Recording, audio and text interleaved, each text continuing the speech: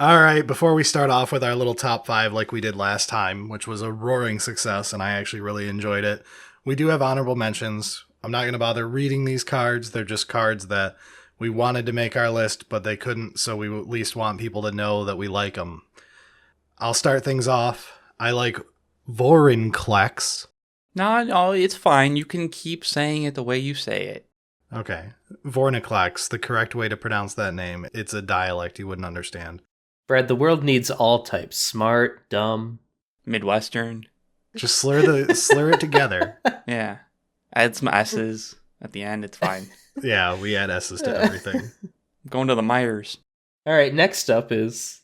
And Atali Primal Conqueror for my second one, which is basically just here as a sneak attack, fun option. I don't think it's very good. I don't give a shit. It's hilarious, and I would enjoy the hell out of playing it. I actually legitimately like Atali as well. It has the story equity. I just love the idea of like, look, there's 100 ways to kill someone in a cheat into play deck. Might as well play a fun one. Absolutely. And I mean, that's kind of the thing is like Atali's already got some like fun story equity because like it's a big dinosaur. But then maybe it'll be a big Phyrexian elder dinosaur and it'll be a real story time. I am, for the most part, completely ignoring the backside. But when it happens, it'll happen at least once. It'll be like the story of like, goddamn, you remember that one time? It'll be the game where somebody's ready to concede and you say, wait, send it back to my turn. Hold on, let me do something. You're going to love this. Yeah. All right, let's move on to Eric's honorable mentions then. Okay, so I've got the honorable mention of Sunfall. 5-mana Wrath, not particularly like good in most cubes or whatever, but Exile's cool, and I like having like a token that just sits around afterwards. So most cubes know, obviously 5-mana Wrath still is 5-mana Wrath, but if that's potentially interesting for you, take a look. I think it's cool. And Dusk Legion Duelist, I mean, it's a 2-mana creature in white. I don't really care. It's going to make a lot more sense when we get through like the rest of the cards in this set, because I think +1/+1 counters is a real thing now, which is a theme with several cards we're going to talk about today. It absolutely is a real thing. This is the set that pushed it over in my head to it could legitimately be a mainstay of your cube at this point. We have enough incredibly strong cards with it now. Yeah, and I mean, this one, I am a bit disappointed by the only once each turn. Like, let me have my fun, but it's still fine. But, yeah, with that, Christian, you got some honorable mentions, don't you? Yeah, so first up I've got Etched Familiar for the reason that everyone I'm sure is very familiar with, which is, it's a reference back to Filigree Familiar, which is a card that me and many others loved from the Kaladesh set. That's such a cute card. It is, and I even have it in foil and everything. I played it up in my cube up until Circuit Mender from Kamigawa came out, just like the one toughness more version of the effect. And I almost didn't even put Circuit Mender in just because I preferred Filigree Familiar. So to see it harmed in this way is brutal. So that's why it's an honorable mention for you. Yeah, like I don't think I can play this card. Yeah. And then the other one I have is Phyrexian Censor. I've seen a lot of talk about this card being an uncommon with this effect of creatures entering the battlefield tapped, specifically non-Phyrexian, but let's be honest. Yeah. And then, of course, players not being able to cast more than one spell each turn, non-Phyrexian, let's be honest.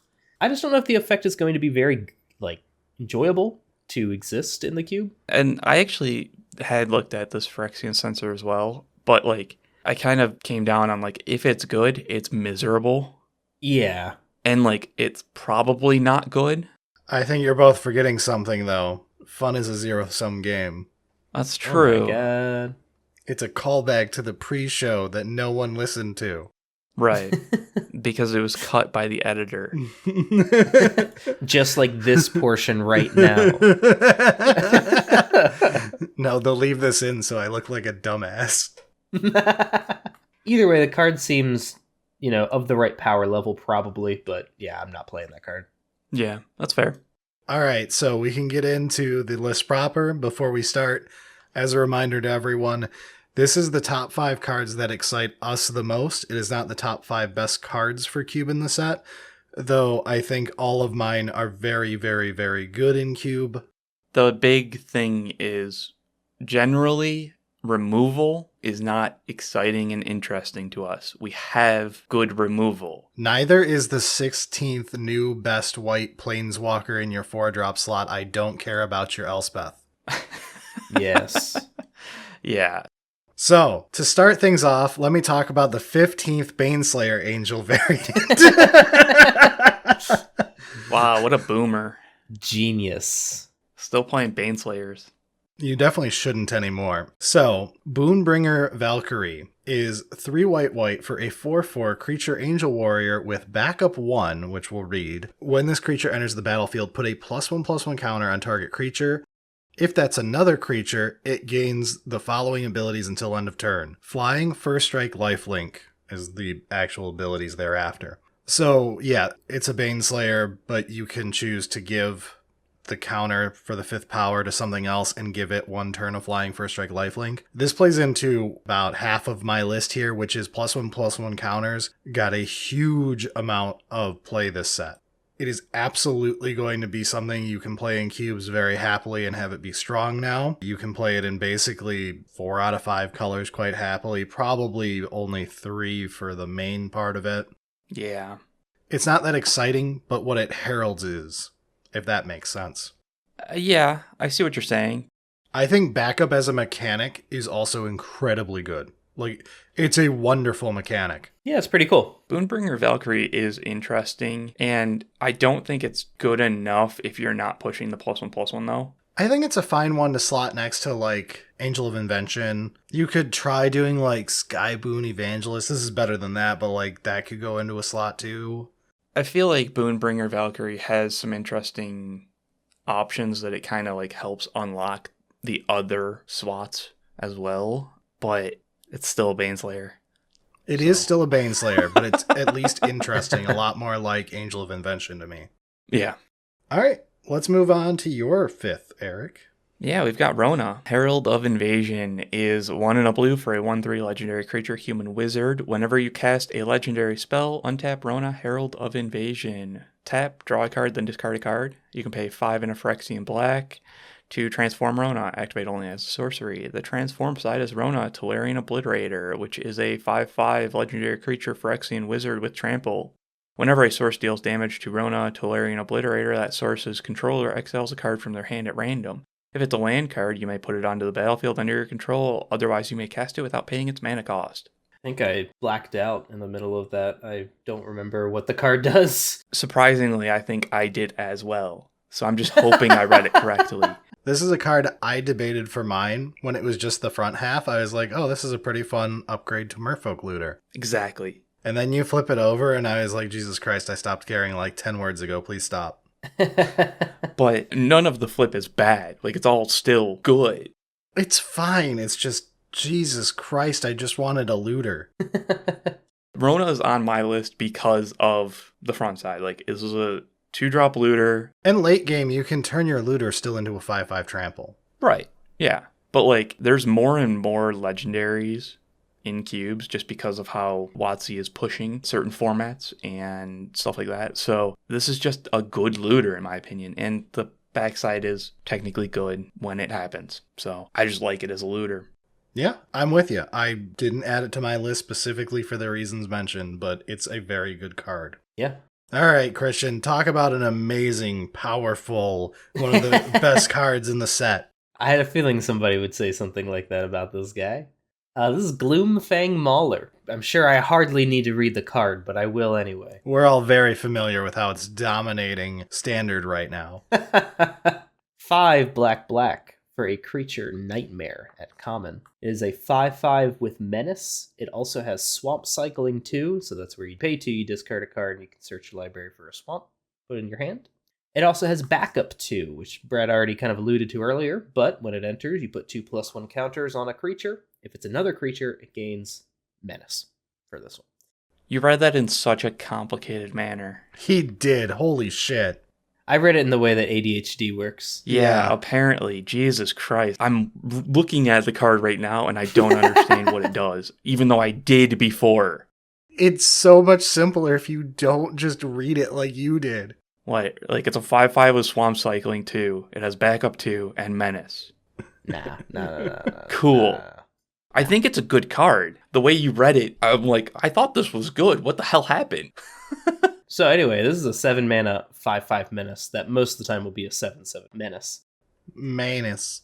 Manus. It's real big. It is real big. I just want to see his face. He's got like 18 eyes. He does. Anyway, this is a reanimate target that bends itself. You don't say. Yeah. No, I do. Black doesn't really have a lot of good cards in their big end.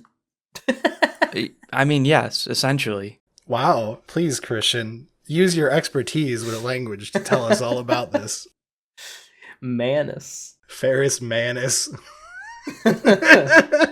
He's not wrong, though. Like, as amazingly explained it is, like, you are missing those bigger reanimate targets in black, which is a huge problem. Like, reanimates in black. Yeah. It means you always need to rely on the second color. You're always going to, or you're most of the time going to be 2 colors anyway. But it means that if your second color is green and you're relying on your white reanimate targets, there's no way you're ever casting them, like.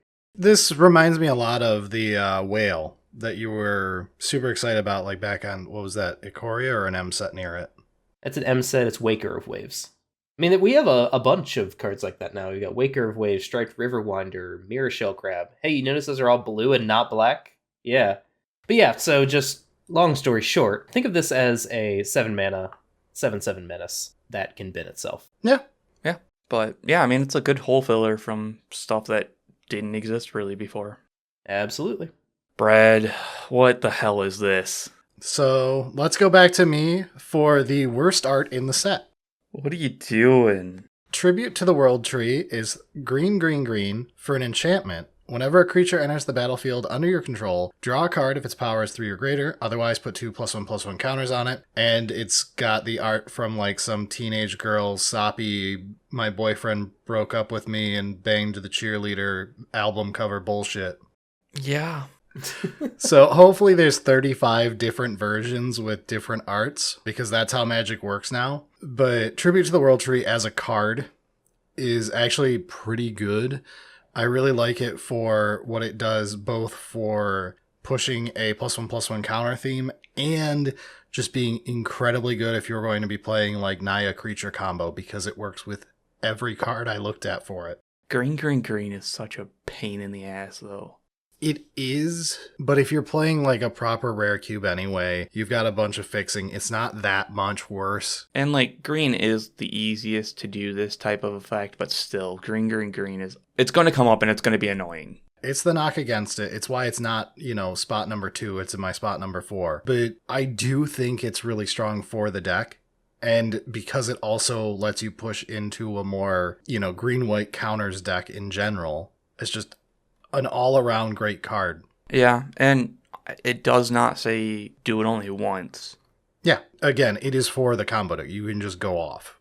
Like, if you have this, a sack outlet, and any of the creatures. Okay, yeah.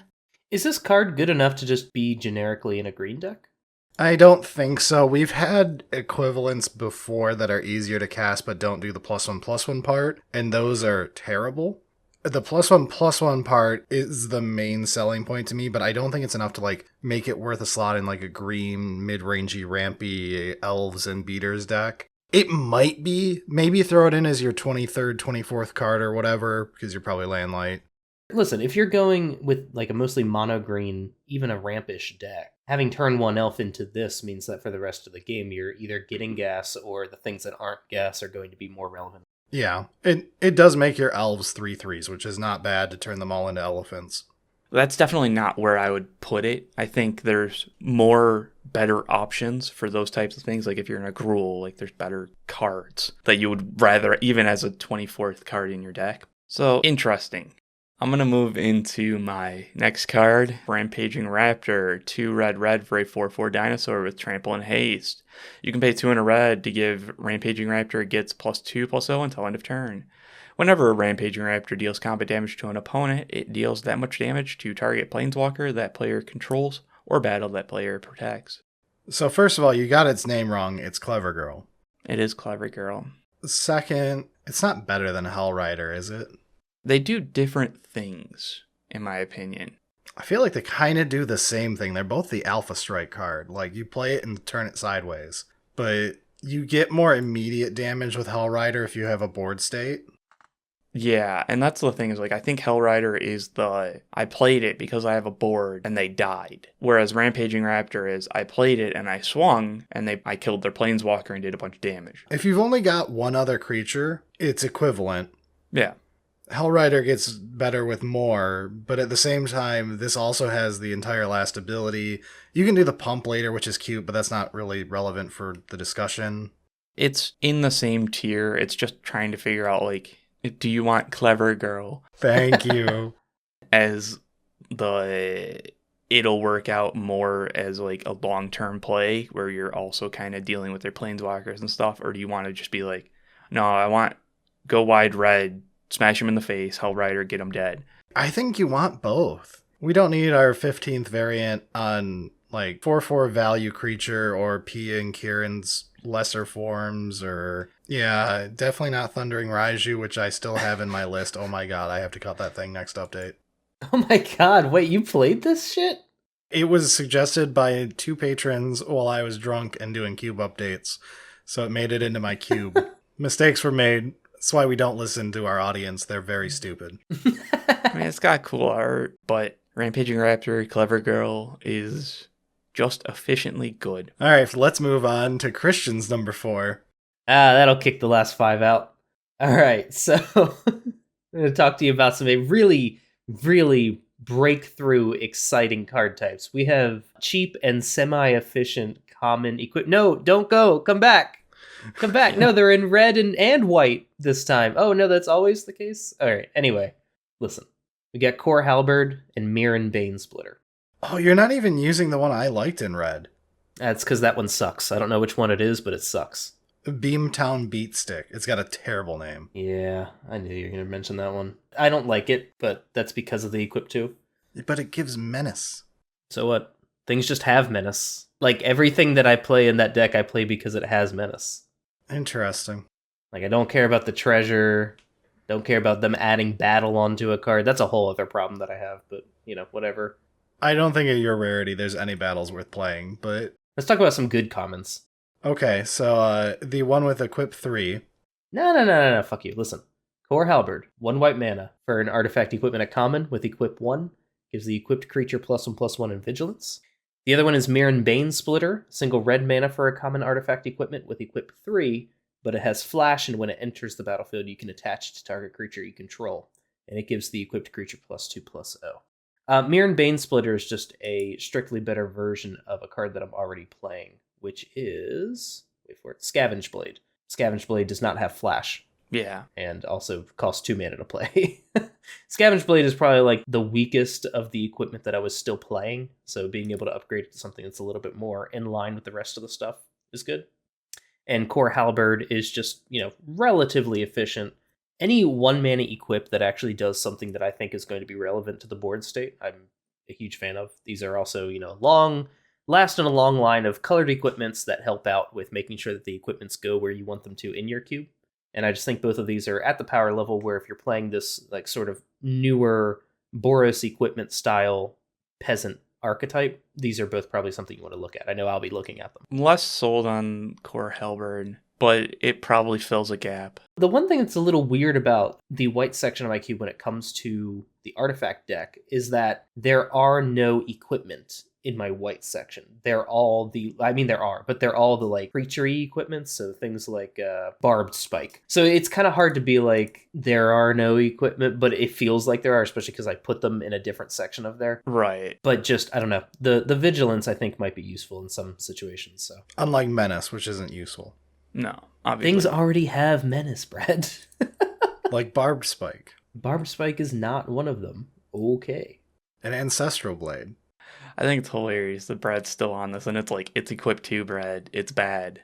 It doesn't matter. It gives it menace. And the name is ass. The name is ass. Oh my god. All right, let's talk about a battle. Yeah, Brad, let's talk about a battle. So, Invasion of Ixalan is 1 and a green for a battle siege. As a siege enters, choose an opponent to protect it. You and others can attack it. When it's defeated, exile it, then cast it transformed.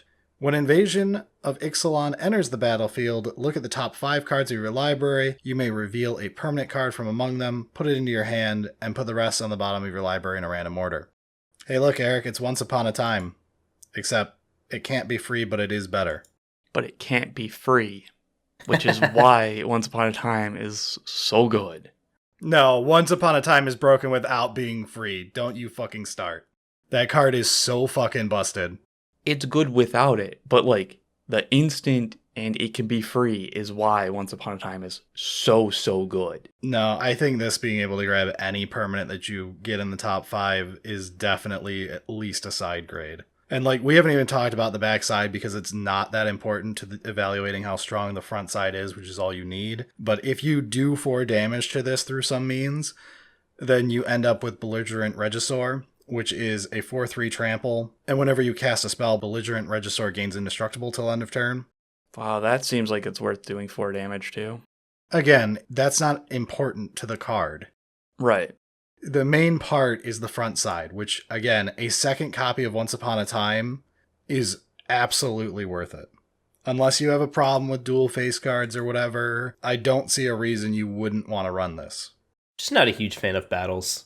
I think Battle is one of the better new types they've done. Battle is actually a pretty interesting mechanic, and if they released it 10 years ago, I think you would be a fan, but you're just more jaded now about all the other stuff they've done. I don't think so. I just think it's interesting in that I almost look at them as inverted planeswalkers, which when you play a planeswalker, you are basically saying that, like, I have this thing, and you have to attack it to get rid of it, right? Whereas this is the kind of giving your opponent the thing that they have to protect, right?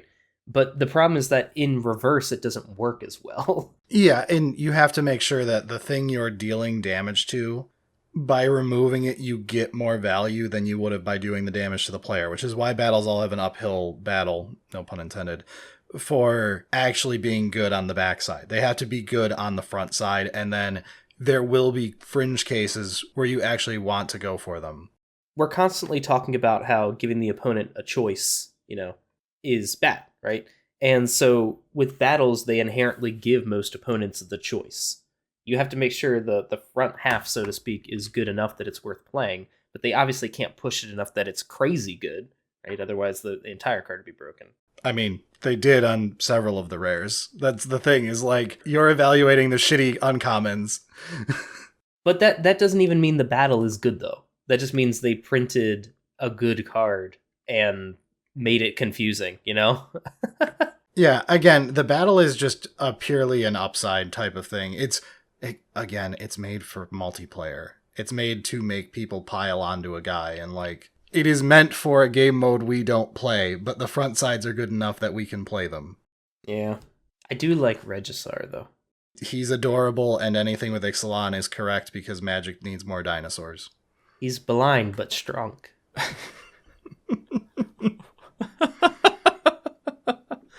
All right, let's move on to Eric's number 3, which is an equally insane creature type. Yeah, it is. Never mind. Friendship ended with Regisaur. New best friend is Chrome Host Seedshark. Yeah, it is. Chrome Host Seedshark is 2 and a blue for a 2/4 for Phyrexian Shark with flying, and whenever you cast a non-creature spell, incubate X, where X is that spell's mana value. I believe this is our first incubate card. Well, you honorable mentioned one, but we didn't talk about it. Okay. So create an incubator token with X +1/+1 counters on it, and you can pay 2, transform this artifact, and it transforms into a 0/0 Phyrexian artifact creature. Yeah, incubate is an amazing mechanic where you get extra artifacts that don't do anything, but you can pay 2, like with a clue token or any of the other variants, to get value out of it. Unlike food, which is trash, unlike blood, which is trash, this is more like a clue where drawing a card or getting a free XX is good. Yes, and one of the things is like non-creature spells. Anytime that this like instant and sorcery deck has the non-creature spell text instead of just instant and sorcery, pushes it that much extra because it works on your planeswalkers, and like it just adds that extra bit of threat that can actually make these incubator tokens pretty big at a certain point. They're not just going to be cantrip 1/1s that you paid 2 for. And 2/4 flying in the Spellsy deck, it's pretty big. So it's nice. I just think Chrome Host Seedshark is going to be good. So, like, I like it better than Monastery Mentor, which does a similar type of deal. It's a bit different, but yeah. This one you have to pay into, but you get a better token out of it. And the base body is much better. Yeah, it is. Honestly, I don't know how much to talk about beyond, like, I just think it's a really good card for those Spellsy decks. And you should play it if you're interested in it. It sits with, like, Nadir Kraken for me as, like, the other one. Yeah. Like, those two are, in my mind, like, the same deal. And I don't know which of them I like more, because I like the card draw version on Nadir Kraken, and also it gets big. But at the same time, like, Chrome Host Seedshark does artifacty stuff, which is why I'm surprised you didn't like that more. No. This was in my original list, too. You stole it. Fair enough. But Incubate as a mechanic is very interesting to me because, again, you are getting artifacts out of it, just like with Clues, where if you're running an artifact deck in your cube, it automatically is better than it was, especially because this correctly does non-creature, not instant or sorcery. Exactly. So your artifacts feed it, giving you more artifacts. Everything about it is great for, like, a lot of decks I run. I have a soft spot for Nadir Kraken because I underestimated it at first, and good lord, was that thing disgusting. I think that makes sense. We didn't expect much out of it, and, like, it's good. We were testing out Haughty Djinn, Chrome Host Seedshark better, because, like, Haughty Djinn's more of, like, a combo card. Yeah. I think you can find room, and if you like that Spellsy deck, you should find room for Chrome Host Seedshark. Yes. Also, just because it's a Phyrexian fucking shark that flies. It does help quite a bit. With frickin' laser beams attached to its frickin' head. Yeah, that's it. Christian, Yeah. what do you got next? I also have a 3-mana blue creature. Hey, is it a 2/4? It's only a 2/2. Ooh. Well, rip it up, throw it in the trash. Does it at least Trash. fly? Yes. Oh, okay. Well, continue. Xerox Stroke-Knight, 2 and a blue for an uncommon human knight. It is a 2/2 with flying and vigilance, and you can tap it, create a 2/2 white and blue knight creature token with vigilance, activate only if you've cast 2 or more spells this turn. I have no idea if this card's going to be good. It probably won't be. I really like it, though. I read Stroke-Knight, and I was like, what the fuck is this guy doing? I just keep reading Xerox Stroke-Knight. Xerox, yeah. Yeah, Xerox too, that one's there. So, I don't think you have to have like an entire, it's a deck built around casting 2 or more spells in a turn thing. And I know I've tried that in the past and it didn't work. So that's not the goal with this card. I just think that it's a decent, 3-drop creature in your blue decks. It has the flying and vigilance, so it can go in your more aggressive skies decks with no problem whatsoever. It can go in the more control style decks where you're more likely to get probably 2 spells in a single turn by, doing like a cantrip into something, whatever. And likewise, for both of those decks, you can either go wide, have more threats, or have more things on the ground to kind of block, with the vigilance and that kind of stuff. I did originally think, not like today, but, back when the card first came out, and I was just scanning through it, I thought it made 2/2 flying vigilance tokens. Oh, yeah. No, Jesus, yeah. That would be cool. Wouldn't that be cool? Like, kind of like an uncommon, what's his face? The 2/2 guy, legendary guy? Are you talking about Tolerant? Yeah, Talrand. Oh, fuck Tolerant, he sucks. I do see some value in the Stroke-Knight. I don't think you have to activate this very many times for it to be worth the value. Just because it has flying and vigilance, you'll have a lot of board states where you can attack in with it, get the 2 damage, and then, obviously if you cast the 2 spells, you can go ahead and make the token. And it didn't cost you anything that you wouldn't have already been doing. And I think that's what I like about this card versus the other ones. If it didn't have vigilance, it's dead because you don't want to, use your creature to make a creature, right? Whereas in this case, you do not. So, all right, Brad, what's your next dumb card? So this is the only card that came close to usurping my number one, which is Sword of Once and Future. We all know from last episode. This is the card that shaped the rest of my list and Eric's one honorable mention. Ozolith, the Shattered Spire, is 1 in a green for a legendary artifact. If one or more +1/+1 counters would be put on an artifact or creature you control, that many +1/+1/+1 counters are put on it instead.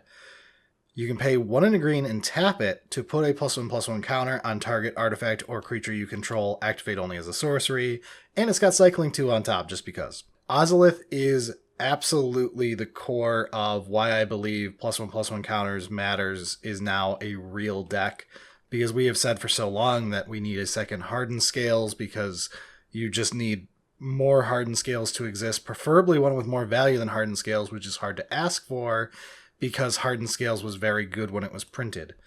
Well, it became very good later. It sucked when it was first printed, but... And it's always one of those in, like, Cube, you don't have the perfect constructed deck. So you have to have more than just, like, here's this do-nothing because I didn't have the right draw. Yeah, so this is an upgrade over Hardened Scales. It is absolutely phenomenal at its job. If you're going to push +1/+1 counters in your cube, you must run this card. It's not voluntary. I mean, I don't know how much it is, but it's a rare, so it probably should be okay. You should buy copies of this because Hardened Scales was, I think, 5 cents when it came out, and then it spiked to like 45 fucking US dollars at one point. They printed it 1, 2, 3, 4, 5, 6 times in the last as many years or less. So, yeah, it's been printed to oblivion to help keep the price down. Even ignoring the speculation of pricing, I think the fact that it has the cycling really actually does sell it on me. Because, like, the worst thing about Hardened Scales is when you draw it and you don't have anything to do with, and you're just like, I would have anything else, please. Anything else.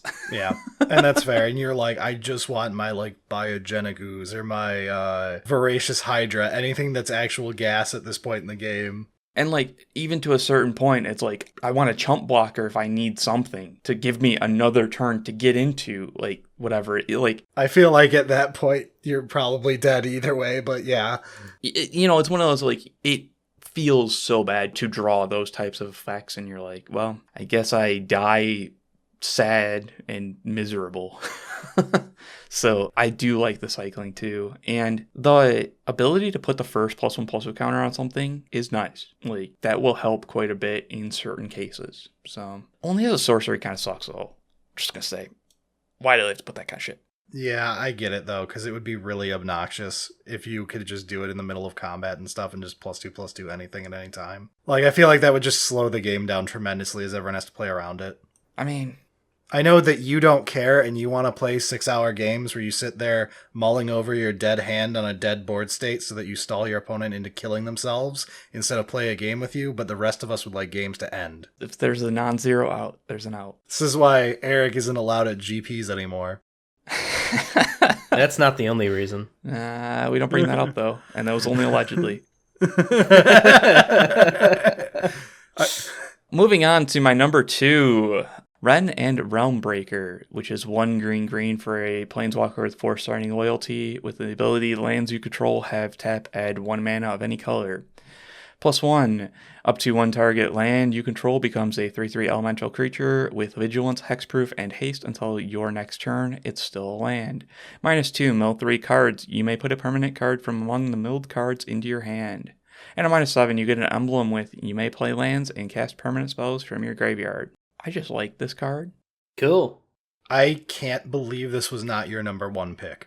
Nah, the number 1's just more of a my card. This says you may play lands from your graveyard. There's nothing more Eric than that at this point. It's gone beyond his love of burn. Like, The problem is the amount of time it takes to get there. yeah, it's actually more a me card outside of the alt. Right, and that's the thing. It's more of a U card until. Which is very far away. And I think I would enjoy it more if the -2 wasn't just those 3 cards you get something back. Then I could, like, get the lands. No, that's way too good. It would be too good. Oh, absolutely. Absolutely. Not even debating that. But I would like it more. I do think the fact that it's a 3-drop, starts at 4 loyalty, goes up to 5, is very strong. Like, that's... I feel like we've had something similar to this before. I think it was Broco. It was something like that. The fact that, like, it can kind of protect itself with the +1 making a 3/3 that's Vigilance, Hexproof, and Haste. Like, Wrenn and Realmbreaker is a legitimately strong card in cubes, in my opinion. I think you're good just playing it in a very color-hungry, mid-rangey, rampy, whatever type of green XXX deck. Yep. Like, you just play it for the static ability, keep plumping the +1 to keep it in play, use it like our favorite Nympho. I love this card. I mean, there's a reason it was also on my list, but you put it higher on yours, so... Yeah, I did, because one day it'll happen, and I will very, very much enjoy using the ult. All right, Christian, number 2 for you. All right. Next up, we have Halo Forager. 1 blue and black for an uncommon fairy rogue. It is a 3/1 with flying. When Halo Forager enters the battlefield, you may pay X. When you do, you may cast target instant or sorcery card with mana value X from a graveyard without paying its mana cost. If the spell would be put into a graveyard, exile it instead. Seen a lot of hype about this card, so I really think it comes from not really getting this effect at uncommon very much. Just being a 3-mana 3/1 flyer on top of that. I was like, this seems wildly mediocre, and then I was like, oh, right, it's uncommon. This is probably the best version this effect has ever been at uncommon. Correct. The body's good, too. Yeah, the body is good. This has come up over and over and over again, but the worst thing this card has going for it is that it's multicolored. Simply because it has to fight with the other cards in the slots that are so tight. Do you even get good Dimir cards other than, like, the Burb? Baleful Strix. I put Discovery Dispersal in there. It doesn't necessarily have to be, but it is. You get the big ninja, don't you? Or is it the small ninja? We don't get, like, the zombie ninja, but we get the Ingenious Infiltrator, the one that draws cards. Yeah, I guess if you're going ninja heavy, although I feel like this plays well in the ninja deck. Yeah, it does. Sure, yeah. But I'm not going to get rid of Ingenious Infiltrator for it. No, but I'm saying, like, yeah, so I feel like you play all those together. Sure. Like, right now, I still have the Baldur's Gate Cridle card. I'm not even going to read through it. The card's fine, I'm sure, but that's an easy swap. And I think that ultimately it just comes down to a lot of people would be able to find a spot for this in their cube without too much issue. I feel like what's the standard mode? You pay 5 mana, get back a Doomblade, or get an opponent's Doomblade or something, or pay 4 and get their Bolt. Yep. And then you just leave around a 3/1 flyer, which is totally fine. Exactly. Yeah. There's not really that much else to say about it. Like, I mean, it's just super fine. No? Yeah. It's just solid. Mm-hmm. Brad, we've already been spoiled, but tell us about your top one. My number 1 was the entire last episode, Sword of Once and Future.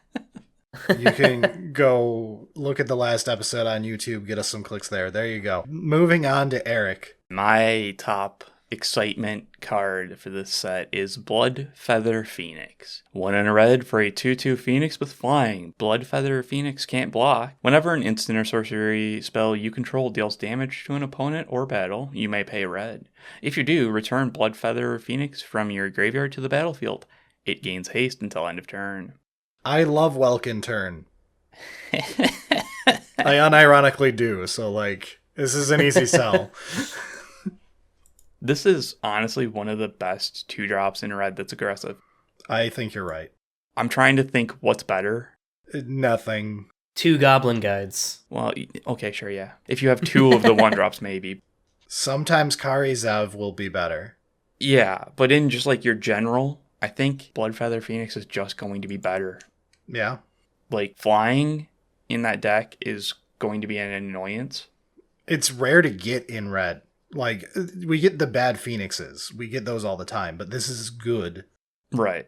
And, like, other than the dragons, you're not usually getting the ability to have evasion like this.